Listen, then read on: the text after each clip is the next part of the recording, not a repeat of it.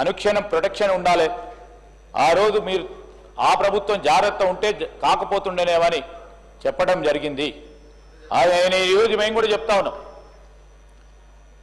చట్టము తన పనిని తను చేసుకుపోయే ప్రయత్నంలో ఎక్కడో విఘాతం జరిగింది కనుక బాహటంగా బయట తిరుగుతూ ఉన్నారనే అభిప్రాయం యావత్ రాష్ట్రంలోనే కనబడతా ఉన్న తరుణంలో వారు స్పష్టంగా చెప్పడం జరిగింది. అధ్యక్ష, చాలా బాధతో హృదయంతో చెప్తా ఉన్నాం. ఈరోజు నా నియోజకవర్గంలో జరిగిన సంఘటన అది. చాలా ఇబ్బందికరమైన పరిస్థితుల్లో ఆ రోజు భయభ్రాంతులు, అసలు ఇక్కడ ఆనాడున్న రాయలసీమలో ఉన్న పరిస్థితి, వాతావరణం, ఏర్పడ్డ కోణం మరొకసారి ఈరోజు గుర్తు తెచ్చుకోవాల్సిన అవసరం ఉంటుంది. దాన్ని మీరు దయచేసి ఎంకరేజ్ చేయకుండా అలాంటి పరిస్థితులు, అట్లాంటి వాతావరణం సృష్టించడానికి మీరు ఎంకరేజ్ చేయొద్దనే మా సభ్యుడి మనోవేదన. ఈరోజు నేను కూడా చెప్తా ఉన్నాను అధ్యక్ష. ఈరోజు నేను అదేవిధంగా సోదరులు కాలేరు వెంకటేష్ గారు చెప్పారు, స్టైఫండ్ వస్తే ఆ విధంగా బాగుంటుందని. మీ అందరికీ కూడా తెలుసు, ట్రస్ట్లో కూడా ఒక ప్రొవిజన్ ఉంది స్టైఫండ్ తీసుకోవడానికి. దానికి సంబంధించి చేయటం జరుగుతుంది. హెల్త్ కార్డ్స్కి సంబంధించి 19,000 అడ్వకేట్స్, అదేవిధంగా 2 లక్షల రూపాయల మెడికల్ ఇన్సూరెన్స్, 10 లక్షల రూపాయల వరకు యాక్సిడెంట్ ఇన్సూరెన్స్ ఈ ట్రస్ట్ పరంగా మరి వచ్చే ఇంట్రెస్ట్ పైన ఇవన్నీ ఇవ్వటం జరుగుతూ ఉన్న సందర్భం. అది వీటన్నిటిని కూడా దృష్టిలో పెట్టుకునే ఈరోజు ఏదైతే అడ్వకేట్స్ క్లర్క్స్ వెల్ఫేర్ ఫండ్కి సంబంధించి, అడ్వకేట్స్ వెల్ఫేర్ ఫండ్కి సంబంధించిన చిన్న సవరణలకు సంబంధించిన అమెండ్మెంట్ తీసుకొస్తా ఉన్న తరుణంలో గౌరవ సభ్యులందరూ కూడా ఏకగ్రీవంగా ఆమోదం తెలిపినందుకు వారికి కృతజ్ఞతలు తెలియజేస్తూ మరి నేను గౌరవ స్పీకర్ గారిని ఈ బిల్ పాస్ చేయాల్సిందిగా కోరుతాను.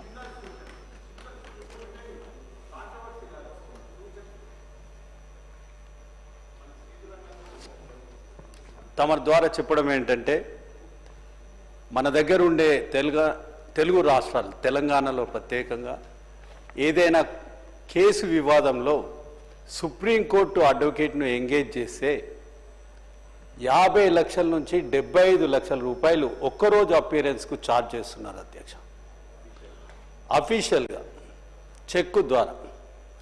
అది మన తెలంగాణ రాష్ట్రంలో హైదరాబాద్ నుంచి ఏ ఒక్క అడ్వకేట్ కూడా సుప్రీంకోర్టులో అంత ప్రామాణికంగా ఆర్గ్యూ చేసే అడ్వకేట్ లేరు అధ్యక్ష. ఇది నిజంగా చాలా బాధాకరమైన విషయం.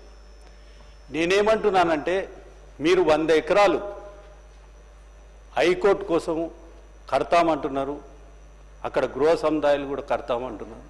చాలా మేమందరం కూడా హ్యాపీగా ఫీల్ అవుతున్నాం. అదే ప్రెమిసెస్లో ఒక 10 ఎకరాలలో ఒక బ్రహ్మాండమైన లా యూనివర్సిటీ కానీ, లా కాలేజ్ కానీ కట్టి అందులో ప్రపంచ ప్రామాణికాలతోటి విద్యార్థులను, లా గ్రాడ్యుయేట్స్ను తయారు చేస్తే ఫ్యూచర్లో ఇంకో 20 సంవత్సరాలకు కానీ 10 సంవత్సరాలకు కానీ వాళ్ళందరూ పోయి సుప్రీంకోర్టులో ప్రాక్టీస్ చేసి మన తెలంగాణ రాష్ట్రంలో అడ్వకేట్ల ప్రమాణాలు చాలా పెరుగుతాయి అధ్యక్ష. నేను ఒక ఎగ్జాంపుల్ చెప్తాను. Out of the way, Chandrababu Naidu గారు విజన్తో ఒక అడ్వకేట్ను హైకోర్టు జడ్జిగా చేశాడు అధ్యక్ష. ఆ హైకోర్టు జడ్జు మా అందరికీ తెలుసు సుప్రీంకోర్టు వరకు పోయినారు. అటువంటి ఈ మీ ప్రభుత్వమైనా మా ప్రభుత్వమైనా కూడా మనము క్రిటిసిజం పోకుండా అటువంటి ప్రమాణాలు ఉండే అడ్వకేట్లను తయారు చేస్తే తెలంగాణలో భవిష్యత్తు చాలా బాగుంటుందని నేను తమ ద్వారా మంత్రి గారికి విజ్ఞప్తి చేస్తున్నాను. ఎస్ సార్, మా సోదరులు వెంకటేష్ గారు మంచి ఆలోచన, అది డెఫినెట్లీ మంచి ప్రతిపాదన. రాష్ట్రంలో ఒక నేషనల్ క్యారెక్టర్ ఉన్న ఒక లా ఇన్స్టిట్యూట్ ఉండాలని, ఎస్ సార్, ఒక నేషనల్ క్యారెక్టర్ ఉన్న ఒక ఇన్స్టిట్యూషన్ ఏర్పాటు చేయాలనే ఒక కాంక్షతో ఆనాడు యూపీఏ ప్రభుత్వ హయాంలో నల్సార్ యూనివర్సిటీని, విశ్వవిద్యాలయాన్ని ఇక్కడ ఏర్పాటు చేయటం జరిగింది. సార్ సార్ సార్ నేను వినండి, మీరు కాదంటలేదు, నేను కాదంటలేదు, తెలుగు కదా ఏం చేసినాం. నల్సార్ విశ్వవిద్యాలయాన్ని పెట్టుకున్నాం.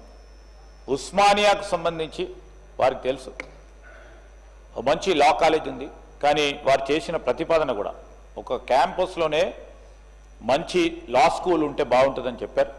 తప్పకుండా మరి హైకోర్టుకు సంబంధించిన ప్రధాన న్యాయమూర్తి గారితో, అదేవిధంగా న్యాయమూర్తులందరితో కూడా సంప్రదించి, మా ప్రభుత్వం ముఖ్యమంత్రి గారితో కూడా సంప్రదించి తప్పకుండా దాన్ని